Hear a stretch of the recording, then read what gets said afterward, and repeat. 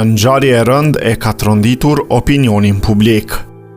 Miliarderi dhe tregtari belgo-izraelit I diamanteve Ehud Ariel Laniado ka ndruar jetë në moshën 65 vjeçare, pasi I u nënshtrua një procedure estetike për zmadhimin e organit gjenital në një klinik private në Francë. Sipas raportimeve të The Mirror, Laniado ka psuar atak në zemër gjatë ndërhyrjes në klinikën estetike Saint-Honor Pontieu në Paris.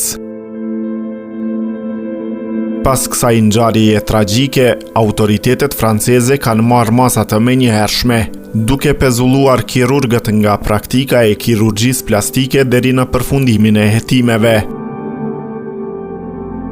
Raportohet gjithashtu se miliarderi, pronari I kompanisë së njohur Omega Diamonds, ishte operuar jashtë orarit zyrtar të punës, një detaj që ka ngritur edhe më shumë pikpyetje rreth rrethanave të vdekjes së tij.